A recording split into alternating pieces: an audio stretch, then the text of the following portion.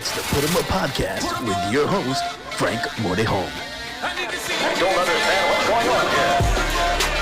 I'll fight you with my eye. What's up, everybody? Welcome to the Putemup podcast, episode number 10 for 2022. Ladies and gentlemen, we have a good show today. Like always, there's not a good show that we won't give you, that's for sure. But I can't do it by myself. I'm going to have to introduce you to the man that makes this all possible, Mr. Patrick Regalado. What's up, Mr. Frank Mordejon? How going are you, on, man? Good, man. Hanging in there, man. It was a hectic day, man. I mean, I started jiu-jitsu at 5:30 this morning.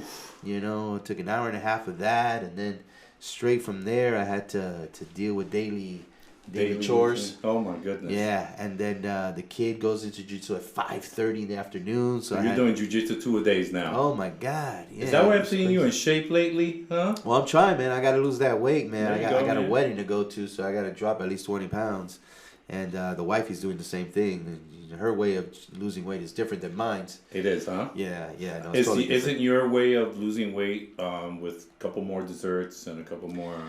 No, my way of losing weight is the actual exercising. There you go. And but desserts is what's killing me. But speaking about desserts, who do we have today as a guest? Because they say he's nice and sweet. Is that what they say? Yeah.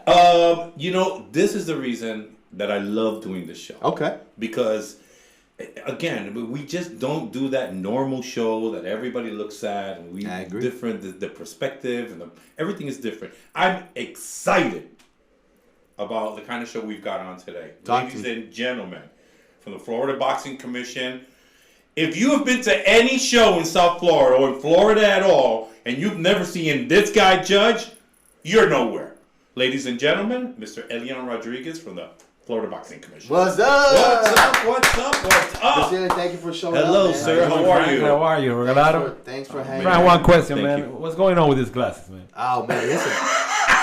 I mean, since the first time I saw man. your first show, I'm like, what's going on with these glasses? Yeah. Man, there's no sun here. Here's the deal. I'm going to try to get a glass sponsor so we can pay some of our bills because every 7 minutes we got to go to a That is conference. hilarious. Fair I enough. think you're the first guy that we announce the show and he hits you with a question about the glasses. Because the questions are: is he high? Does he smoke? What the hell is the problem? I want to know what's going on with the glasses, right? And it's these damn lights. Look at all these damn lights. I can't see anybody. But it's not about me today, brother. It's about you. Turning We're the gonna talk tables about you. right away. Now, just to clarify, you're a representative of the Florida Boxing Commission because you are a judge for the Florida Boxing Commission. Correct. You're not part of the committee. You're not part of the body itself.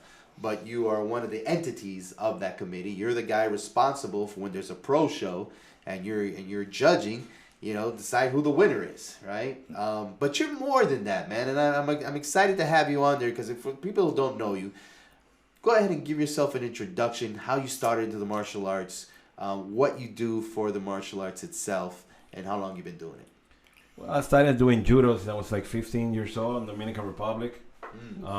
Started doing Brazilian Jiu-Jitsu when I was 21 or 22, around there. And then, I've been part of the business for the judging for, who knows, I don't remember. I think it's 15, 20 years, something like that, Yeah, I but remember you. As far as not only you see me helping all the pros, you see me refereeing Brazilian Jiu-Jitsu, and I support most of the amateur shows that you see around. I try to, when I can, I go. I'm a good supporter of the amateurs because I've seen some guys going for an amateur that have going through pros, and wow, I've seen kids that I referee jiu-jitsu since they were very young, and their parents close to me. Oh, that's my kid fighting now, pro. I'm like, oh my God, I'm getting old, Yeah. That's crazy.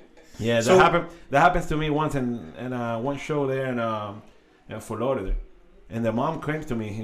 She goes, oh, this is the kid that used to referee you and then nag or something. I'm like, oh, now I remember the kid. I knew him, and he was just like a regular kid fighting. That's crazy. Jiu-jitsu, and as it makes me feel good, that I'm still in the sport, helping the best I can, Yeah. You mentioned that you referee different. I mean, you judge different type of fights. You know, the MMA and the jiu-jitsu. I'm also do boxing too.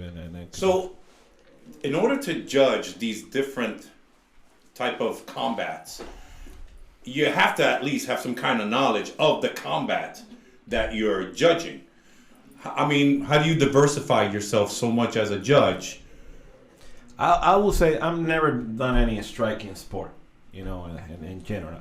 Always been a fan of the striking sport, right? You know, but I'm a martial artist myself, you know. I have a black belt in judo and also a black belt in Brazilian jiu-jitsu. But I'm a fan of the sport. The same way I watch MMA is the same way I watch boxing. Beautiful. You know, and I watch kickboxing, and actually my first judging was an amateur was kickboxing because, and those times there were not amateur MMA. Right. That's how it started. I started with I remember John Morrison from ISKA was the one that, hey, Leon, I would like for you to start doing I used to referee jiu-jitsu, right, which is helped you a lot. I think refereeing jiu-jitsu has helped me a lot through my judging career to sometimes understand a lot of positions when the fight's going on in the cage, and it's because some rounds are actually very close, you know, and you use that knowledge that you'll be doing referee. It gives you that extra edge. Yes, doing referee is very important. I still doing it. Sometimes I'm doing a pro show. I'm a Friday night and I'm 8 a.m. I'm doing referee from Brazilian Jiu-Jitsu, you know, and grappling competition. And I think these kids doing very, very things that are wow, man. That's not a blue belt now, you know. Wow. There used to be black belt only doing that in my time, you know. But it's very important to watch. For me, it is. For you know, people have different opinions. Fine. But for me, it's very important to keep learning jiu-jitsu and keep refereeing jiu-jitsu because it helps a lot. Especially when you're doing the MMA. When you are judging. And MMA, yes, it does. Plus, like I told you, also I watch a lot. I'm a boxing fan. Also, I think I started doing martial arts because I remember my father used to take me to watch boxing. You know, when I was a kid. You know, was a young kid in Dominican Republic. Yes. Cool.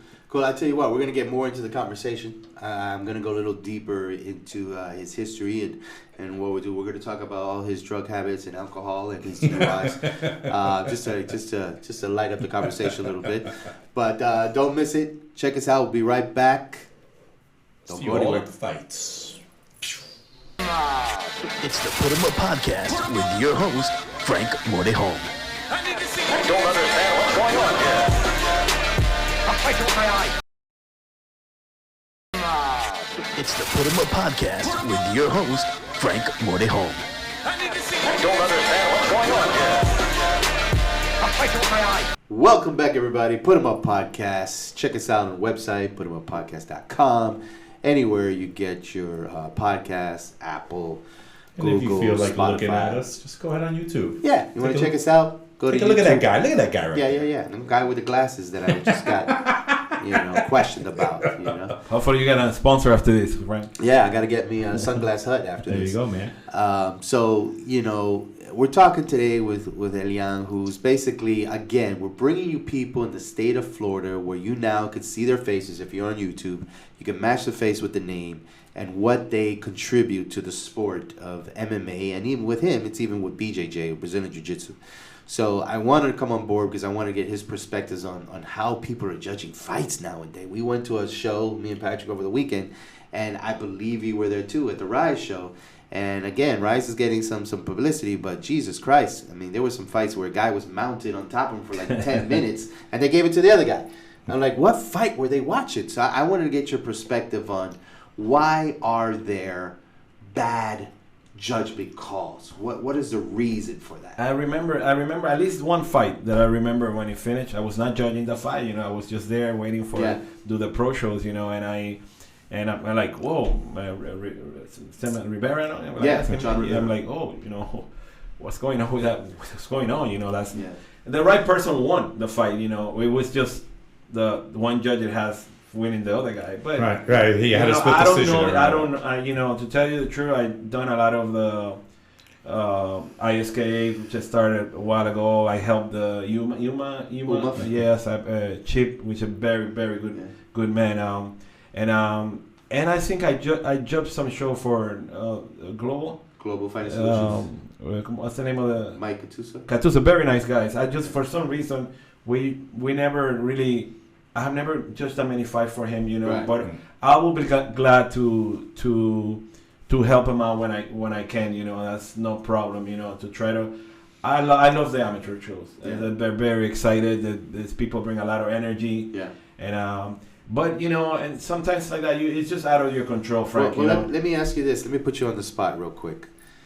When you're sitting there judging a fight, what does the Florida Boxing Commission tell you in order to judge a fight? What are the requirements? What are you looking for? What is it from a judge point of view? For those who don't know, when you're judging a fight, how are you judging it?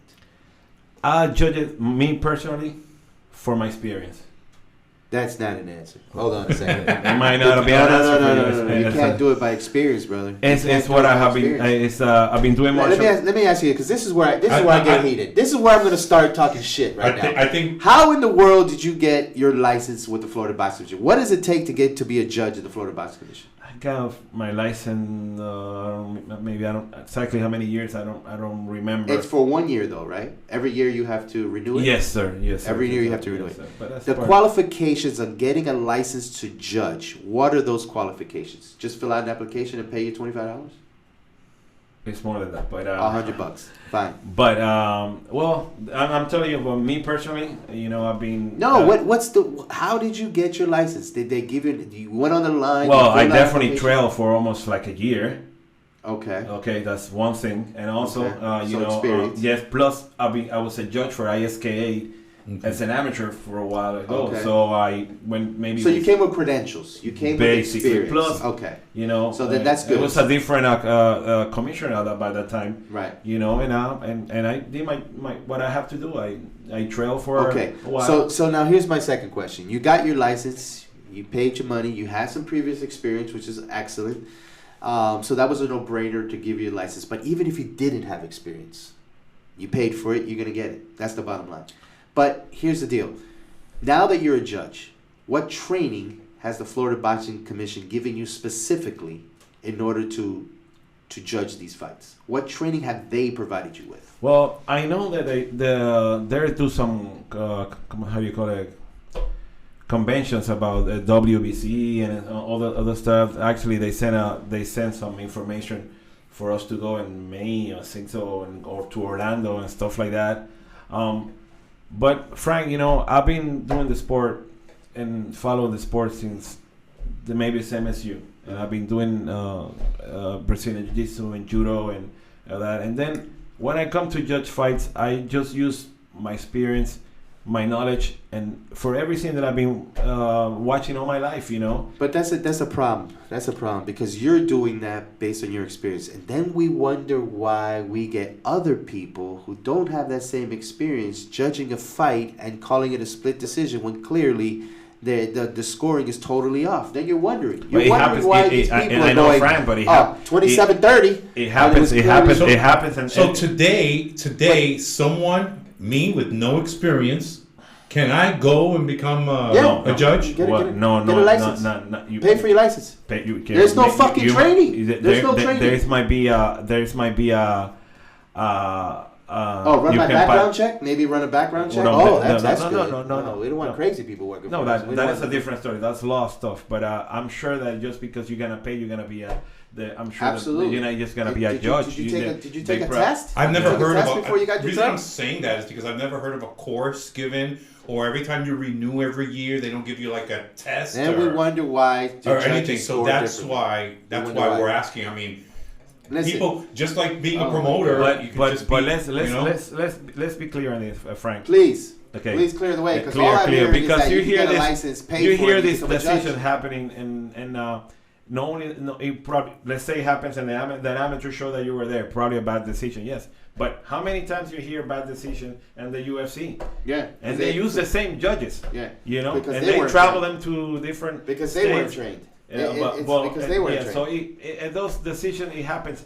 But no, it's happening because nobody's being trained properly. That's why it's happening. Not just because it happens, it happens. Listen, if you're a doctor and you operate on somebody, you better know what the hell you're doing. Hey, you have a point. You better know what the hell you're doing. You can't just go, well, it happens. And he put a knife in and, he cut a vein. Well, this shit happens. No, you're going to get sued. You're going to get malpractice. I mean, listen, Frank. I'm not a perfect person. No, I'm not saying you are. But the God knows you. No, we ain't. God knows you. But what I do is that I whatever something happening in a fight, in an amateur show that I help, or but you're missing, in a professional show, I just focus on my job. Yeah, I get it. Right. I can't be focusing on somebody else. Here's my point. You should have a guideline as a judge. You should say, okay, in order for me to judge this event, it's not based on my experience. It's based on the criteria in which the Florida Boxing Commission is laying in front of me and making sure I follow. Not based on what you think. Oh, no. So if you tell me now, maybe I said it wrong, but if you tell me, like, listen. And maybe telling you that my experience sounds wrong to you, but as far like what we're looking at in every round, he always going to be damaged. He's going to be control the ring. Now we're getting. Let's get there in a second. Story. Let's get so there. Maybe when I say I want to get on that. Yeah. Maybe when I say experience means because I understand all this. Well, that's what you got to say. I think that's the meat to where we want to go. That's where you want to go. Perfect. Sir, let's go pay some bills, please. Let's go pay some bills. We'll make a commercial. We'll be right back. We'll be right back. Check us out. It's the Putemup Podcast with your host, Frank Mordeholm. I don't understand what's going on here. I'll fight you with my eyes. It's the Putemup Podcast with your host, Frank Mordeholm. I don't understand what's going on here. I'll fight you with my eyes. Welcome back, everyone. Putemup Podcast. Check us out. Like us. Share us. Do whatever you want with us. Putemuppodcast.com. We're easy. What can I tell you? We're easy. You know what I'm saying? We're easy. What can we tell you? We're sitting here with Mr. Elian, who, for me, is probably one of the best, if not the best, in the state of Florida when it comes to judging. I have personally been involved in some BJJ tournaments where I single-handedly called him out and said, hey, I need you to come and support and referee and judge. And he's been nothing but 100% supportive with the community, the fight community, whether it be MMA, whether it be grappling, whether it be amateur MMA. So kudos goes out to him for allowing us to see him at work, if you will. But we were going over what it took to judge a fight. And we went back and forth. You talked about your experience. You talked about, that's why you could judge these fights. We talked about what does it take to get a license. Was there any training involved? And apparently, I haven't seen any. But there are some criterias in which you're judging. So if you're sitting there and I'm a fan and I'm figuring out what is this guy looking at, I should be saying, how is he judging this fight? That'll give me a better perspective and understanding as to why you came to your conclusion as to why this guy won. So what I wanted to do, and I guess it was a miscommunication there, I wanted to figure out what those criteria were. You basically knew what those criteria were and said, hey, it's my experience. But if you could break down what are you looking for in an MMA fight, and then we'll go with the BJJ later, but let's talk about MMA. Like, what does the Florida Boxing Commission tell you that you need to figure out these criteria in order to determine who's winning a fight? Well, to further like the rounds, damage, it should be the more important thing. And when you say damage, you mean when you look at the person's face? What was more effective? What was more effective in those 5 minutes or those 3 minutes if it's an amateur show? Yeah. What was the more effective? Sometimes maybe nothing is that much effective because there were no power punches or whatever. But sometimes it's always where you're sitting. I can see something that maybe the other judges can't see. Another is ring control.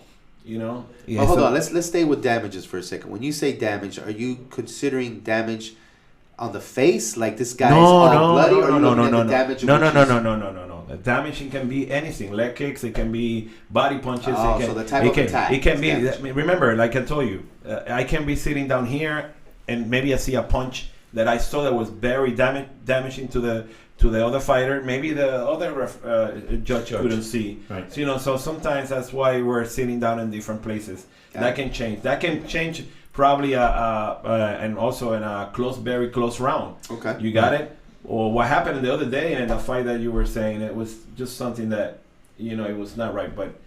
But some rounds are close, Frank. Okay. And that's you can't. But damage is just one aspect. One aspect. But at the end of for me, it is a more important criteria. Why? Because damaging is what probably end up the fight. You got it. Okay. I mean, if I land, if I get a submission that I almost get, well, you need to appreciate that, and that give your. Remember, at the end of the round, you giving an opinion of what your experience. That's why I go back to your experience. Right. Tell you to every single aspect of how you judge a round.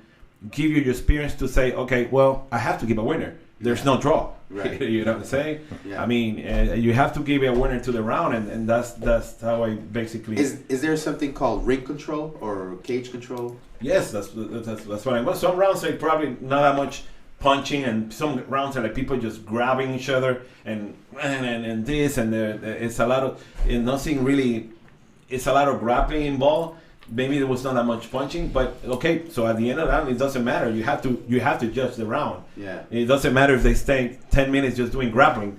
So what it brings you back. So what do you thought it was a more who was the most aggressive? Controlling the best, and jiu-jitsu help you a lot when those rounds are like that. Yeah, because I think Royce Gracie has proved that in the beginning of this stuff that you could be at the bottom and still win.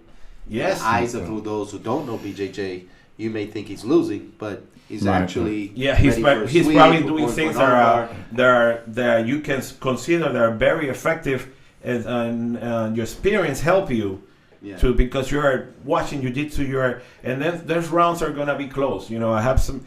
A lot of rounds are like, oh my God, it can go red. I've been in some fights that are like, you know what, I might be the old man out, and I'm happy with my decision. Yeah. Sometimes I don't. If you see my record, most of the time I'm not a man out.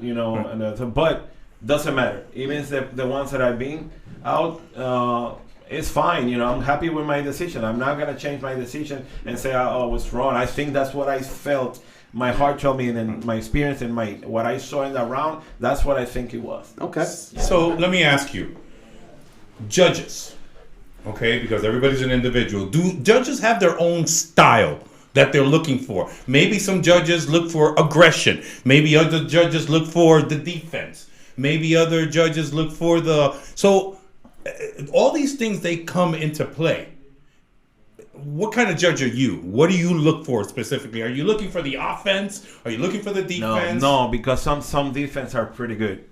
Some fighters are fighting back or moving, and there's some effect in even fighting back. Right. And sometimes the guy's going forward doesn't mean that because he's going forward he's winning the round. He's probably this is more so that more standing type of occasion, but some guys are very good cutting rings and stuff like that, and because they're moving back on and going defense doesn't mean they're not landing. Right. They're jabbing, they're leg kicking, and stuff like that. So I look at the whole 5 minutes. So you take the whole thing. I take the whole minute. I'm not a judge that forgets about the first 3 minutes and only see something in the last 10 seconds and say, because rounds are, especially in MMA, they're 5 minutes, and amateurs only 3 minutes, or in kickboxing I think it's 2 minutes. Right. An amateur.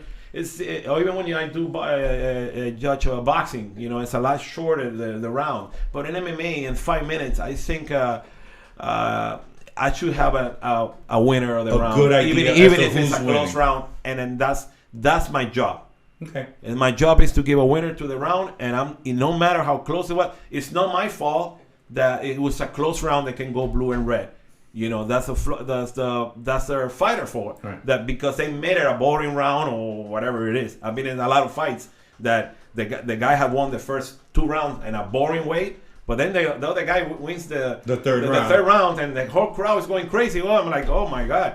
They're gonna flip out when you give them that decision. But this is a round fight. Right. This is not a whole fight, and then that's the rules. Yeah. I'm following the rules. Yeah, and I think he does a great job doing that. But we're gonna go a little bit more deeper. Right. But you know we're gonna do that? Are we paying more bills? We're paying more bills. Are they not accepting my IOUs? They're not accepting your credit, your IOU, or nothing, man. Nothing, huh? We have to go another commercial break, people. I'm gonna plead the break. But trust me when I tell you, this next segment, I am gonna dissect this gentleman's job responsibilities, if you will, and he's gonna have to answer some tough questions. Let's see how he handles it. We'll be right back. Be right back.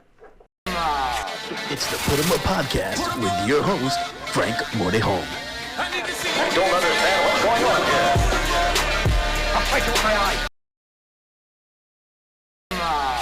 It's the Putemup Podcast with your host, Frank Mordejon. I don't understand what's going on here. I'll fight you with my eyes. Welcome back, everybody. Putemup Podcast. Check us out on every social media channel, everywhere you get your podcast. Check out the website, putemuppodcast.com.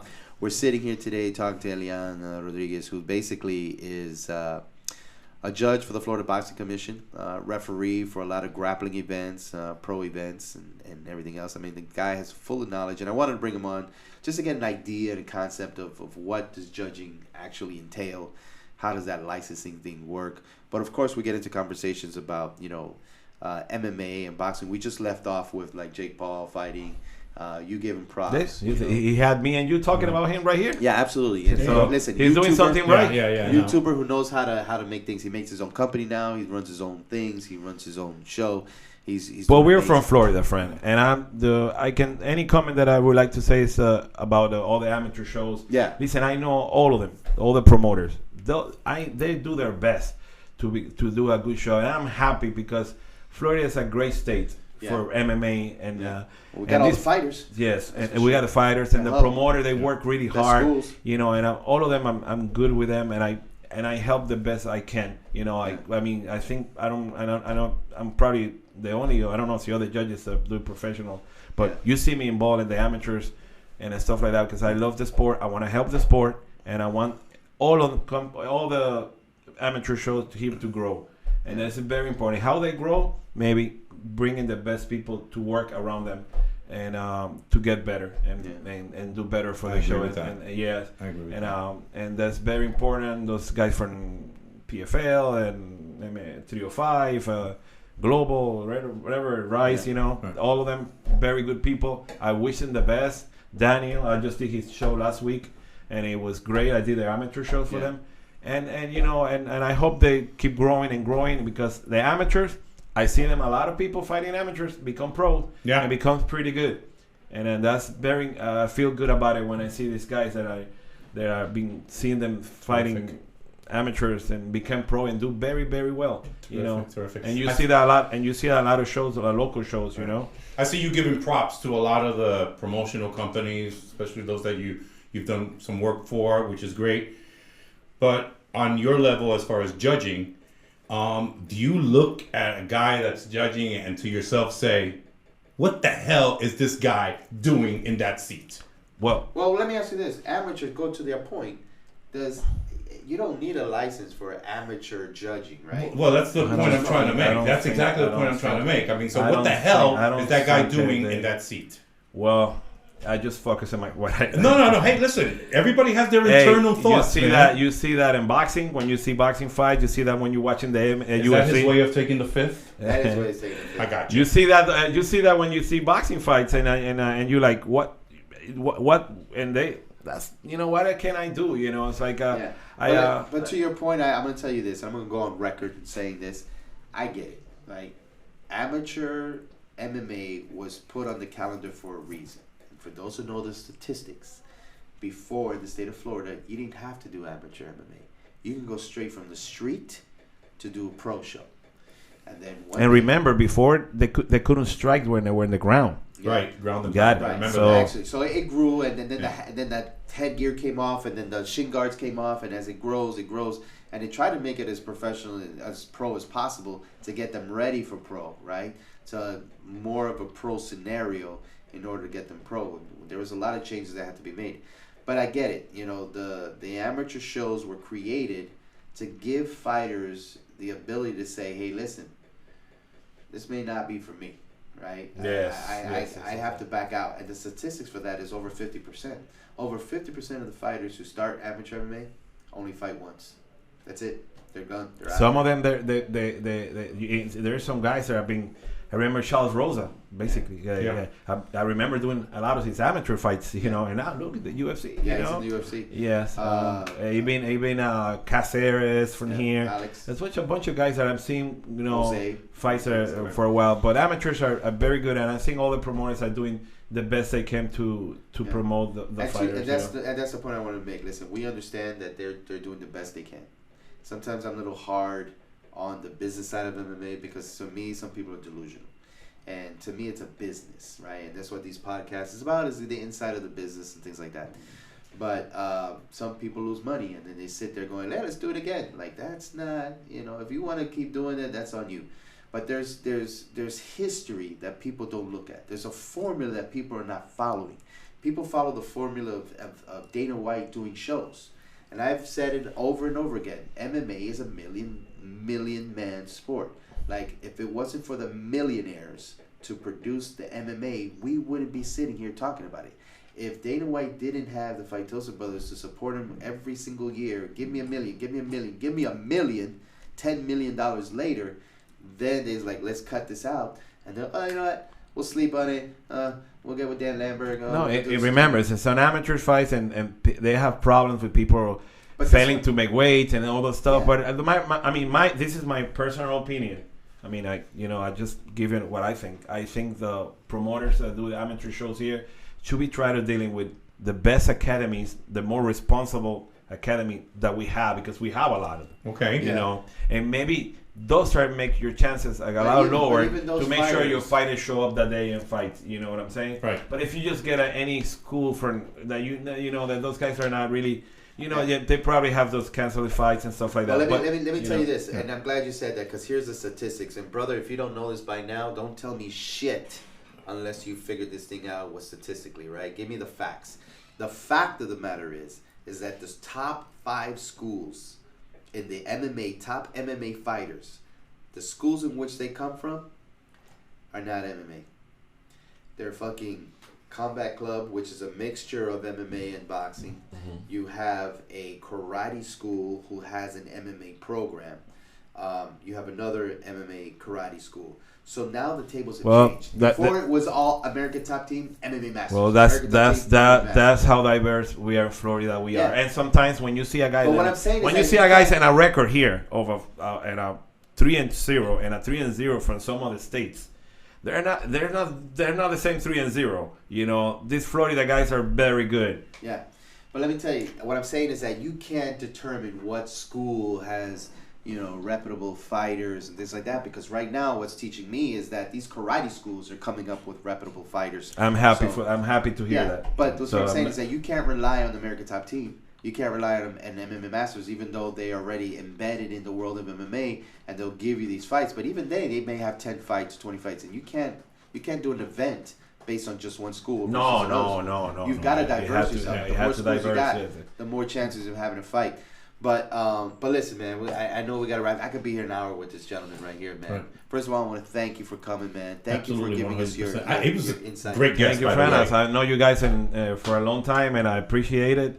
I just want you to keep helping the sport just like I do. Absolutely. You know, I still train judo and all that stuff, but my main thing is focusing and learning. I watch fights every week. When I'm not doing judging, I watch fights. You know, so I learn every time. I'm not a closed-minded person. You know, I watch any contact sport. I learn, and you've been helping the sport for a while here in Florida, and I appreciate that. Thank you. And I hope that we keep moving forward, and Florida become the best state for MMA in the country. Definitely. And in the world. Amen. And you definitely gave us a different perspective on judging and how you judge personally and how judging is. I always go back to myself, because I can't control other decisions for even when referees are, you know, but a referee has seconds to do a decision. Let me put you on the spot. We sometimes we have more time, you know, and sometimes the referee is doing something that he might could able to keep going, but he might cannot. I'm not seeing what he's seeing. I got you. So I have to give him the benefit of the doubt always. Let me put you on the spot. If anybody wanted to contact you, do you want to give out your email address to see, hey, I need Elian. He talked some good stuff today. I need him to judge one of my events. Any way they can get in contact with you? Well, I think every promoter here knows where I am. Yeah. You're absolutely right. There's nobody. So that it's doesn't nothing, know you. no problem. I'm glad that I do a few amateur shows Yeah.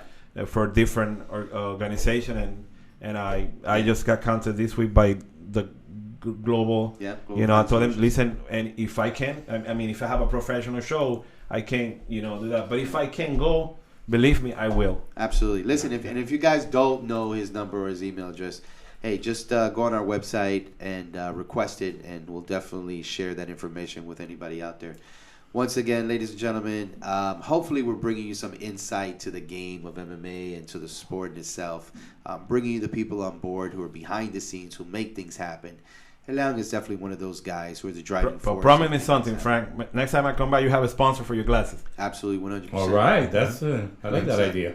I think should I take it off just at the end? What? Ah, hell no. We'll do No, it. you guys We'll do are it gonna next take time. away the Come sponsor, on. brother. We'll do another Come time. on, I was Remember, about it's a to fall podcast. down, Nobody bro. can see me at a podcast. You know what I'm saying? Unless they go on YouTube, and they have to go to Putemup Podcast YouTube channel for There you them go. to see it. Absolutely. But thank you so much, ladies and gentlemen, for tuning in. On behalf of Eleanor Rodriguez and Mr. Patrick Regalado, we'll see you at the fights. Thank you, everybody. Put them up. It's the Putemup Podcast with your host, Frank Mordeholm. I don't understand what's going on here. I'll fight you with my eyes.